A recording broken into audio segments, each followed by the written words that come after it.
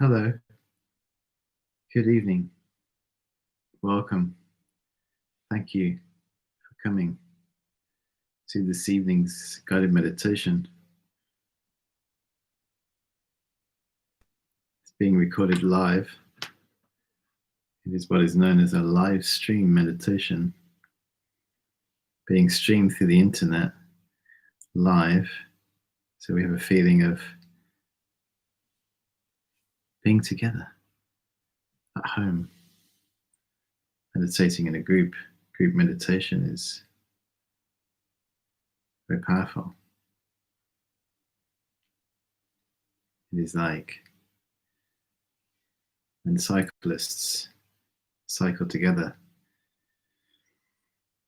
in what is commonly known as a peloton. It's much more effective, much easier for the cyclists. Same when geese fly. Group meditation is very effective, so this is why we practice live meditation. But if you are joining this meditation when it's not live, you can also benefit. To get a sense of being in a group, we generate the mind of compassion as well. So as we're meditating surrounded by all living beings. Closest to us are what are known as our karmic circle, those people who in this life we have some connection with, some physical and verbal connection, our family, colleagues, friends, neighbors, community. And then, if we wish, surrounding them, as many people as we can possibly imagine. And we generate compassion for them, for everybody, realizing that we are all experiencing difficulties. However great somebody's life appears to be, however fantastic it may look on social media, behind the screen there is suffering and problems. This is the characteristic of human life.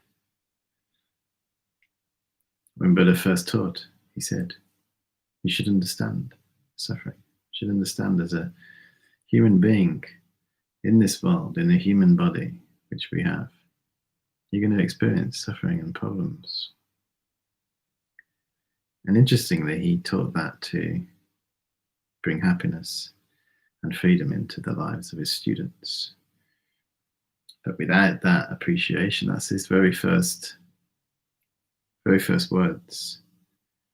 Yeah, these, you should understand how you experience suffering.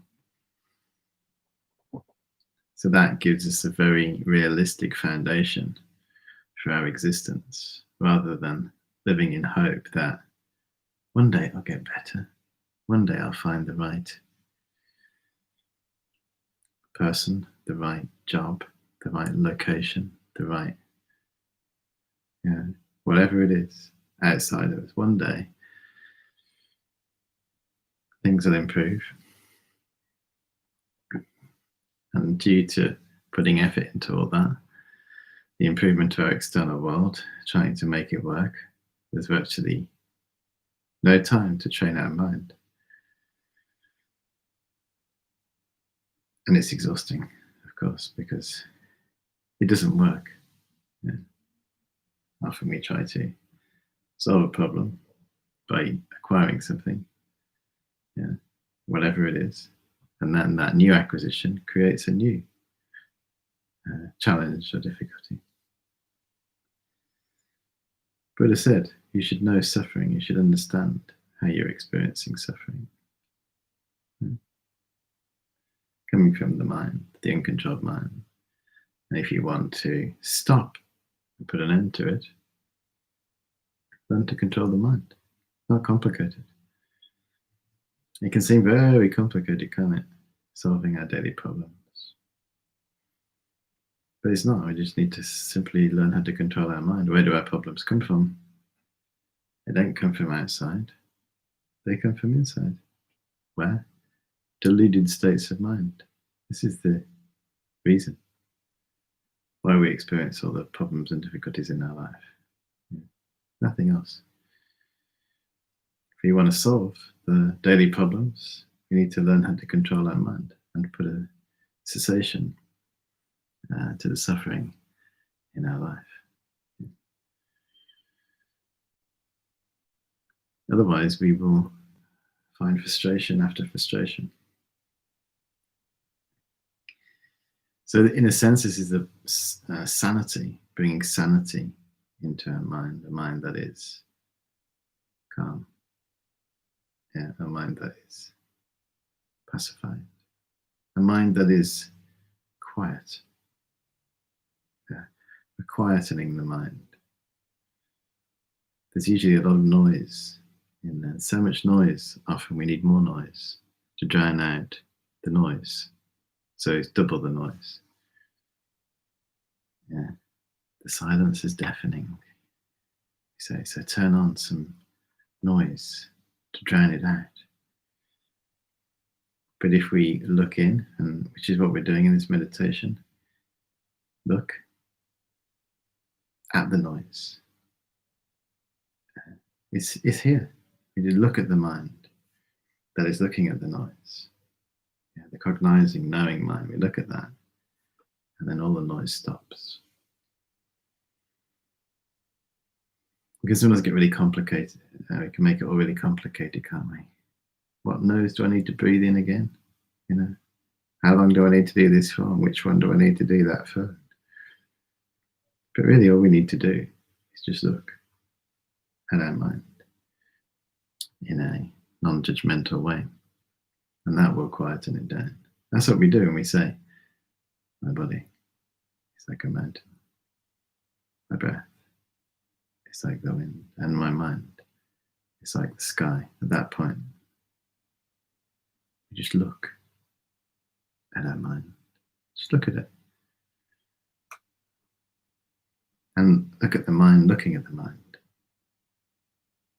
The knowing mind. Yeah. And then suddenly, quiet. It's all gone quiet.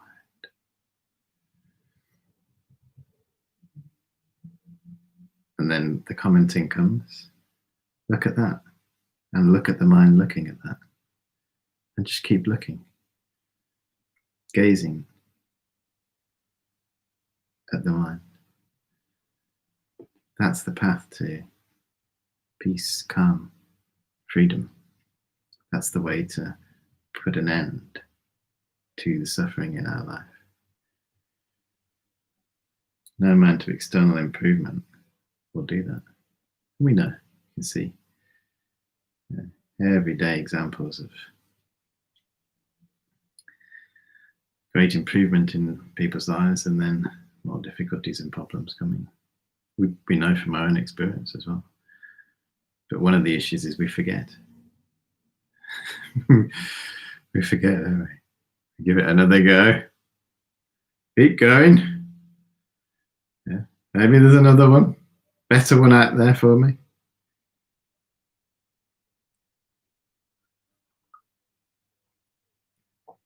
In a sense, we taking retirement, like an early retirement. This is what we're doing, in a sense. We're retiring from the drama. You think, I've had enough of it. You know that mind? We know that mind, don't we? I've just had enough of it, to be fair. But it's not an impatient, I don't know, it's just wisdom. I've had enough of messing about out there, looking for happiness where it can't be found. Instead, I'm going to go to where it can be found right now, without any fuss. No fuss. Unless we retire to some degree from the drama. Early retirement. Enjoy it. Okay, let's retire into the peaceful world. Yeah. What pension are we going to cash in there? The pension of bliss and happiness. Yeah. So let's start once again with a good old breathing meditation to set us up for this spacious meditation. It can be helpful to take some long, deep, full, complete breaths.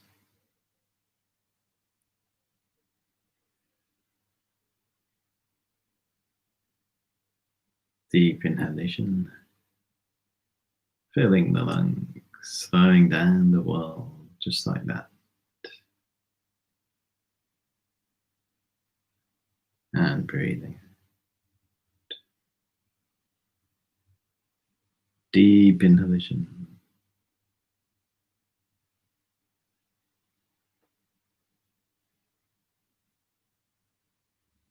And breathing out. Deep inhalation.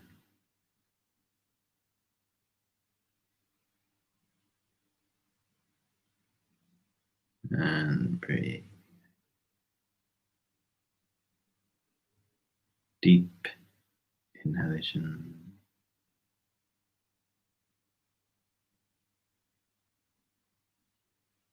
And breathing out. Deep inhalation. And hold that. All the stress starts to melt away.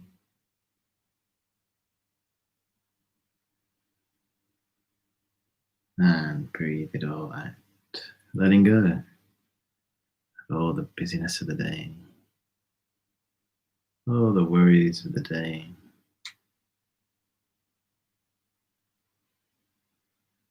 Gone. And we set our positive intention. Wonderful. All these kind living beings that I'm surrounded by, every one of them can be free from their suffering. How wonderful that would be. And we extend our good heart to them. Our heart reaches out to as many people as we're able to. We know that there is so much suffering in this world. And our heart goes out to everybody. May they be free from their suffering and difficulties.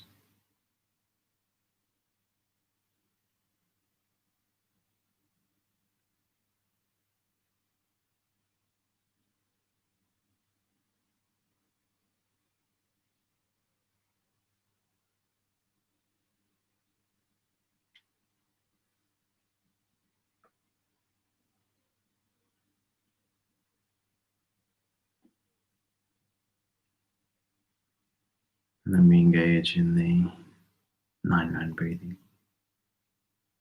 to clear the wind and the blockages in our subtle body. So I'm not going to guide it, but I will be doing it. Reason being to give you the chance to practice in accordance with your ability, how long you can hold your breath, to go with the flow of your own breath.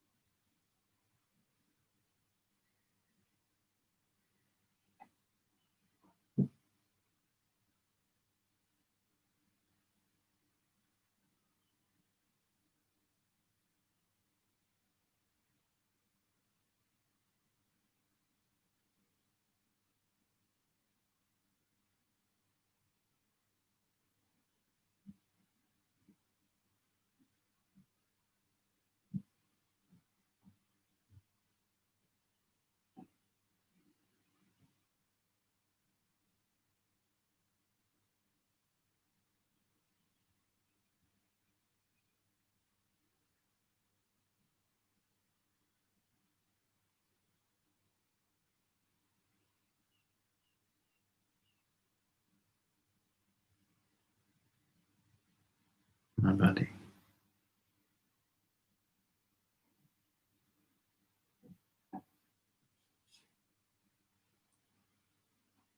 Like a mountain.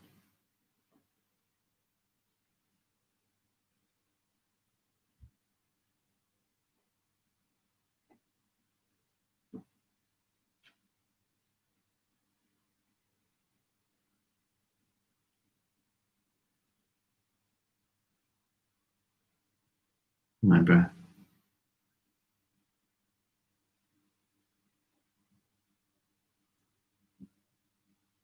Like the wind.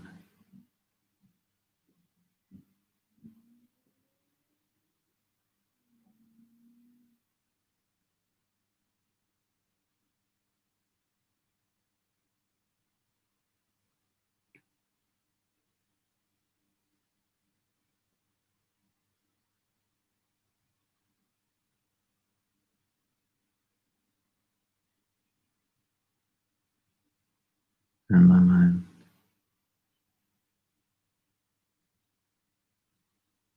Like the sky.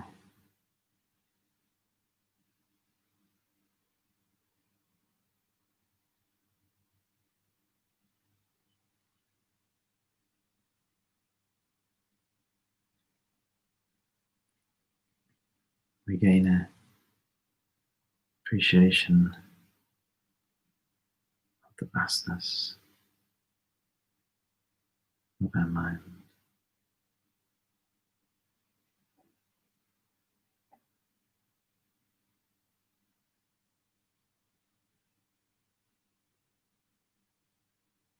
A mind that knows clear.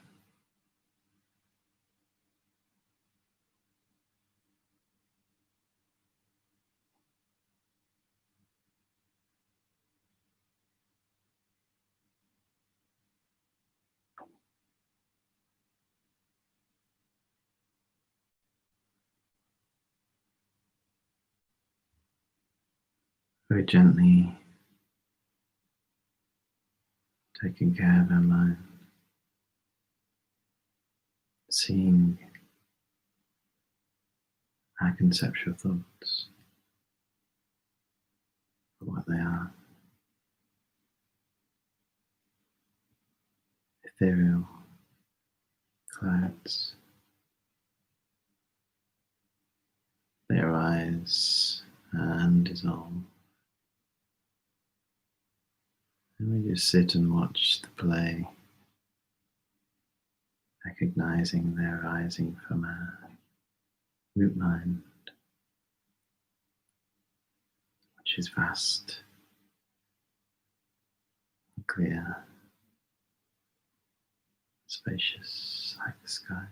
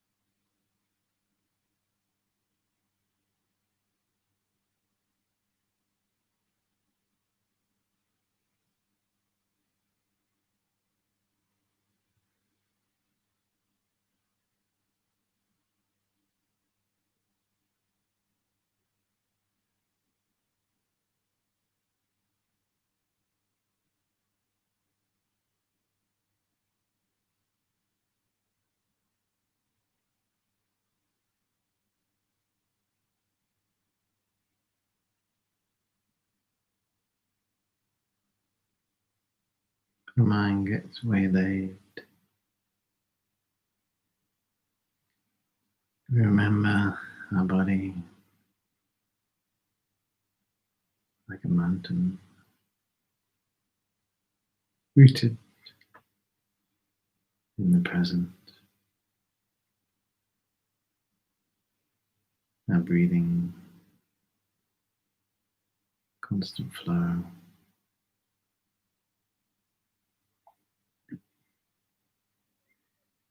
And then when we're ready, we once again look to the vast space of the mind. Keep looking, all our thoughts subside. We're left with sky, awareness, knowing awareness, clear, spacious,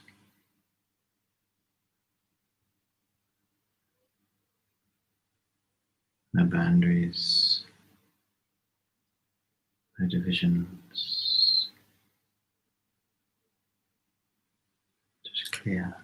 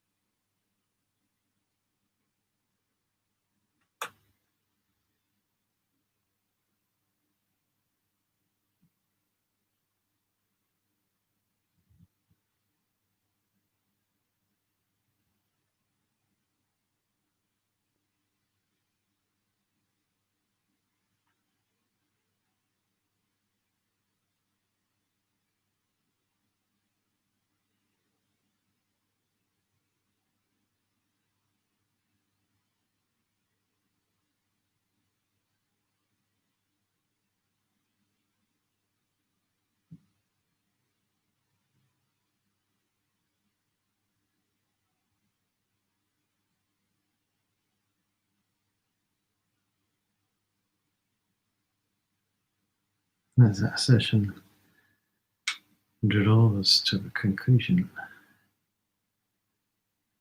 we remember we were meditating with all kind living beings surrounding us, who we are connected to. And we dedicate positive energy from our meditation to them. May there be healing in this world. May there be peace, calm, fearlessness rising in our minds.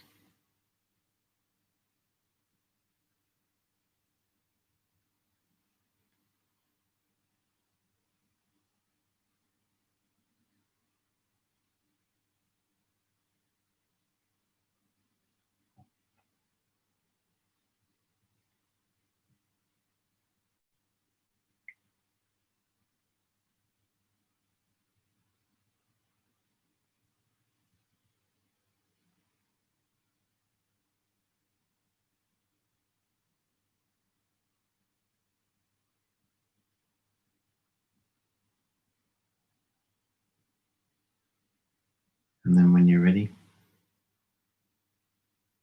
please bring your session to a close.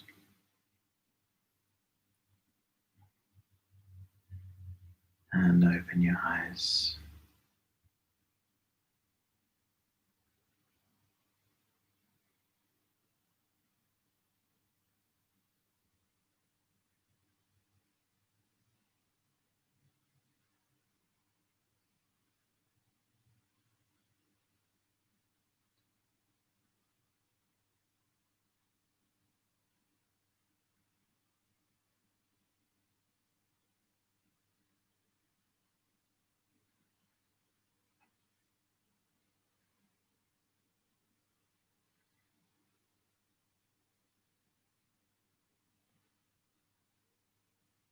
There we go.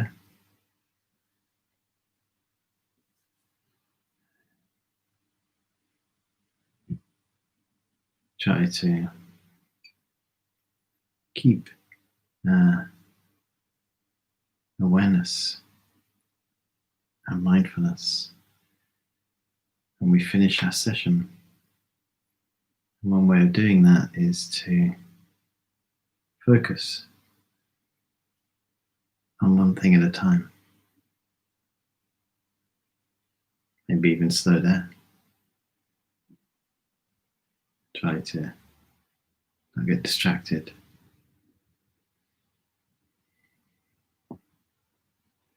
So, and then when we come and sit down to meditate again, we don't have to work on, pacifying distractions because we've managed to stay focused during the time between our meditations.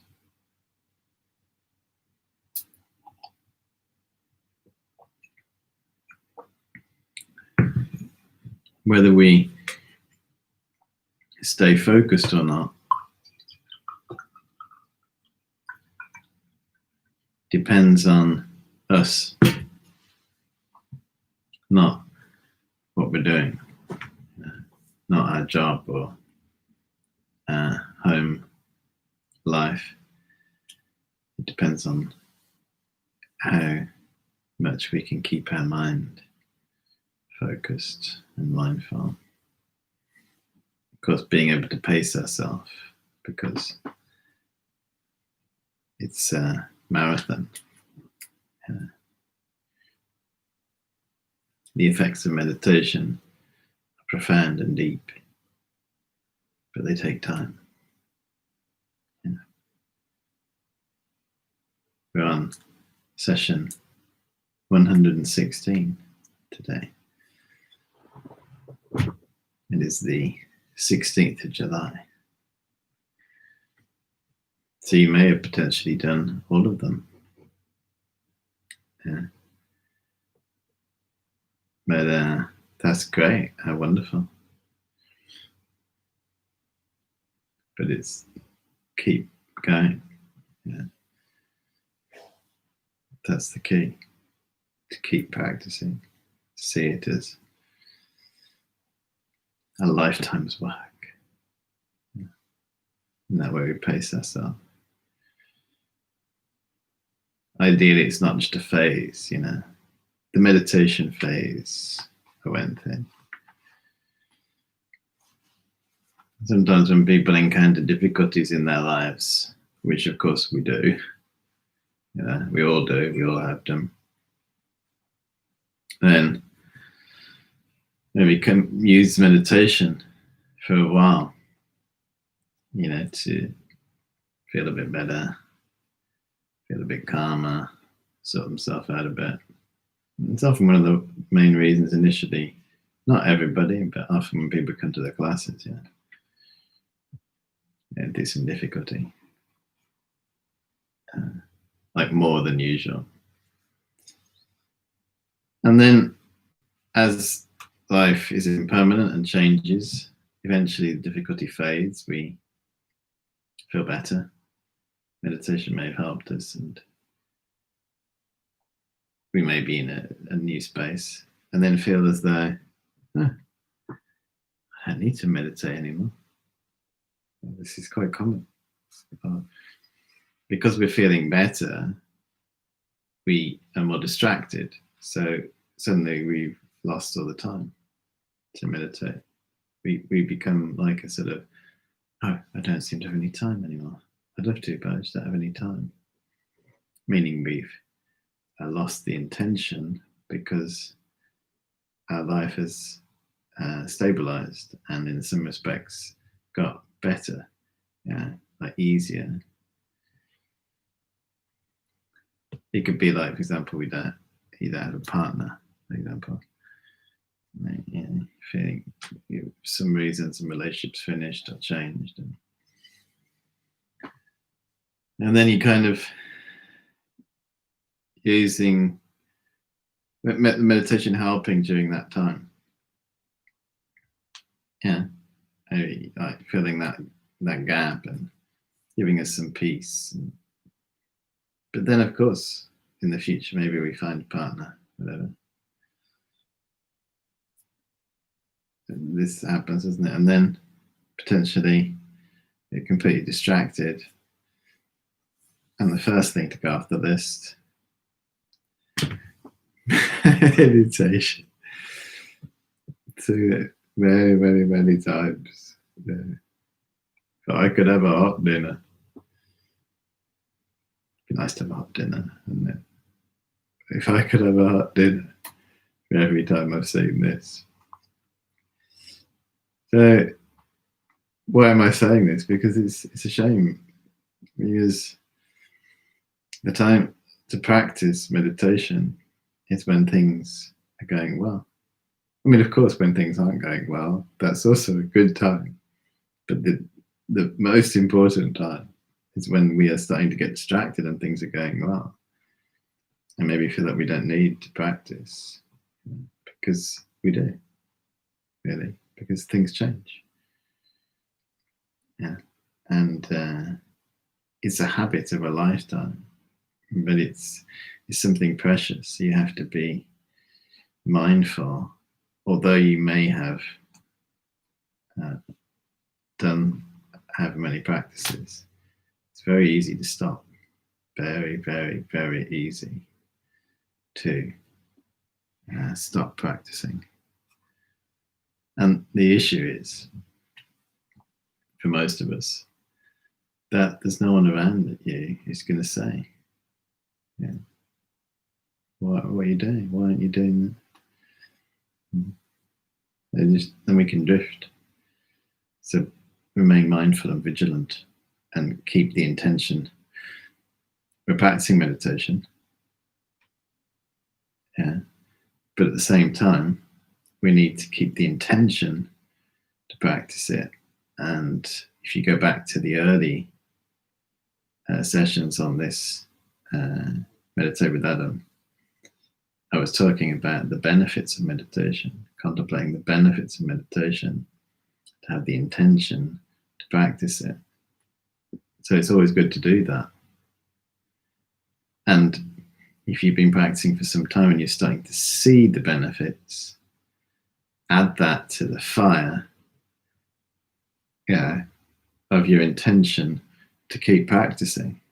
You think, wow, if I manage to, have this experience and that one, this is good. I need to do this again. And then the great thing about meditation is that, of course, the benefits keep coming. A lot more benefits for the person we are now and that person we're going to be in the future. Because although things can change and our life improves, what's going to happen eventually is they'll change again, and then it'll be challenging. And if we remember to practice when things are going well, then later, when the challenges come, there is some base that we've kept rather than having to go back to square one again. So the intention to practice meditation is as important as practicing it. Thanks for coming along. I'll see you tomorrow at 8 a.m. for Friday morning meditation, if you're around. Have a wonderful Thursday evening. And thank you once again, everybody, for joining this evening.